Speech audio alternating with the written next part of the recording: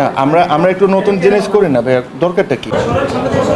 একটু অন্যরকম এক্সপেরিয়েন্সই দিলেন তামিম ইকবাল। বোর্ড সভা হয়নি খুব লম্বা সময়, 2.5 ঘন্টার মাথায় তামিম ইকবাল চলে এসেছেন প্রেস মিটে জানাতে বোর্ড সভায় কি হয়েছে।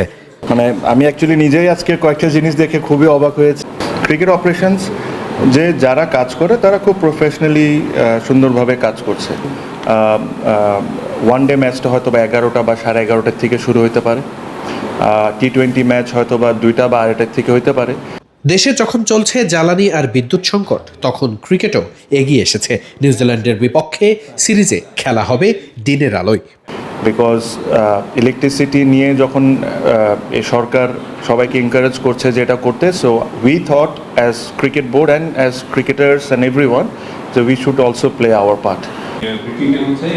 প্রেসমিটে ছিল না কোনো প্রশ্নোত্তর পর্ব, শুধুমাত্র ব্রিফিং করেছেন তামিম ইকবাল। সেখানেই জানিয়েছেন এই বোর্ড সভায় কী কী সিদ্ধান্ত নিয়েছেন তারা। ক্রিকেটারদের বেতন, ম্যাচ ফি বাড়ানোর পাশাপাশি জাতীয় দলের বাইরে যারা আছেন সেসব ক্রিকেটারদের মধ্যে যেন কিছুটা স্বস্তির বাতাসের খবরই দিয়েছেন তামিম ইকবাল খান। সেসব কিছুই জানিয়েছেন, সাথে আছে ক্লাবের খবরও। So I will read out the names. So Tamim Iqbal, which is me, will handle working committee and facilities. Fahim Sina will look after GD, which is game development and BPL. Rafiqul Islam Babu will be grounds. Tanzil Chaudhary will be age group. Salman Spahani will be marketing and discipline. Rasna Imam will be women's wing, medical and complaint committee. Shafil Khosrow will be finance and welfare. Said Ibrahim Ahmed will be security and tender and purchase. Minajul Abedin Nanu will be tournament committee. Mirza Yasir will be logistics, and Atar Ali Khan will be umpire committee. Cricket operations যে যারা কাজ করে তারা খুব professionally সুন্দরভাবে কাজ করছে। এই একটা জায়গায় এত সেন্সিটিভ যে ধরেন আমি একজনকে নিয়োগ করলাম বা থাকলাম, যে এসে যদি আমি আমার ইনপুটটা দিই তো এই জিনিসটা একটা ডিস্টারবেন্ট হওয়ার চান্স থাকে। সো আমরা যে সিদ্ধান্ত নিয়েছি সবাই মিলে যে ক্রিকেট অপারেশনে আমরা কাউকে এখন নিয়োগ দিব না। কোনো কিছু যদি আসে, কোনো ইনকোয়ারি যদি আসে ক্রিকেট অপারেশন থেকে, ওটা আমরা বোর্ডে বসে ডিসাইড করব।